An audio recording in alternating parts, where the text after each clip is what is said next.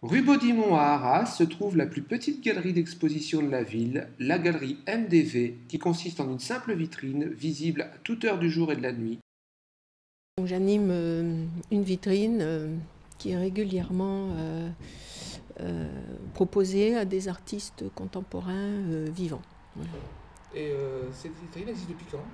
Elle existe depuis 2004 et elle fonctionne tous les jours et elle ne s'est jamais, il n'y a jamais rien eu. Elle n'a jamais été vide complètement, quoi. Voilà, depuis 2004.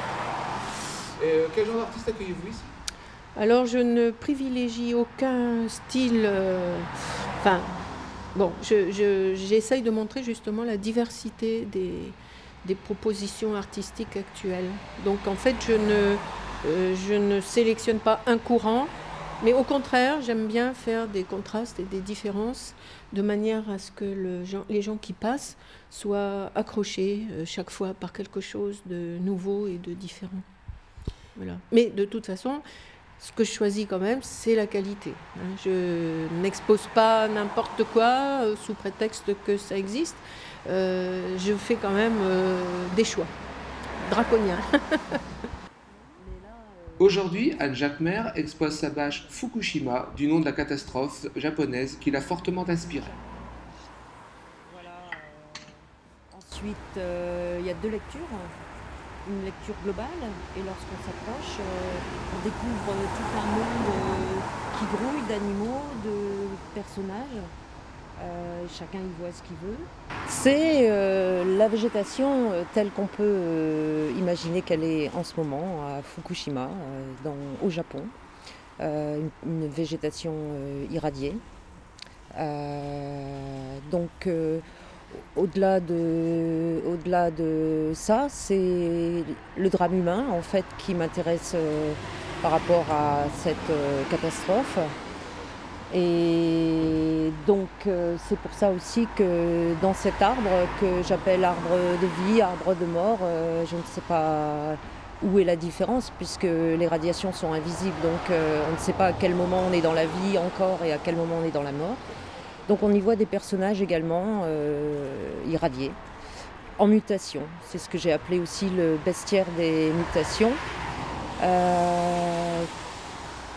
La contamination est globale, elle est au Japon et elle est également partout dans le monde puisque on sait que les radiations s'échappent toujours dans l'océan, qu'elles sont également dans les airs et surtout qu'elles sont dramatiquement localisées très fortement au Japon. Et donc il y a cette toile qui, à un moment de la journée, s'éclaire du jaune-rouge pour marquer l'espace-temps d'une journée ordinaire, ou d'une journée ordinaire telle qu'on peut la concevoir avec ou sans les radiations.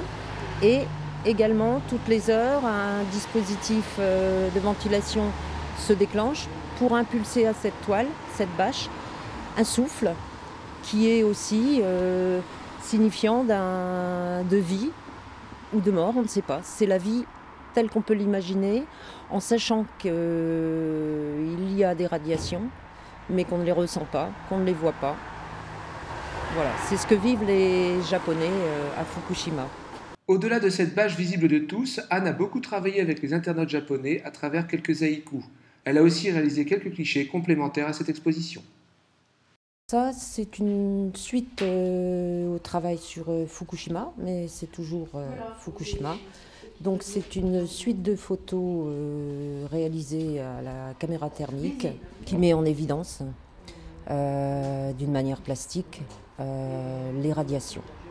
Voilà, les radiations, pour moi, c'est ça, ça peut être ça. Quoi qu'il en soit, c'est un travail qui se rapproche du travail effectué par les satellites, les photos satellites. Donc, voir les radiations, c'était une réflexion autour de laquelle j'ai amené cette restitution. Donc, ce sont des IRM de la nature, de l'homme, qui signifie et qui veut signifier les problèmes médicaux qui sont déjà ressentis dans la population, qui sont déjà remarqués, notables et répertoriés. Lorsque vous flânez à Arras, rue Baudimont, arrêtez-vous devant le numéro 46. Il y a toujours quelque chose à voir.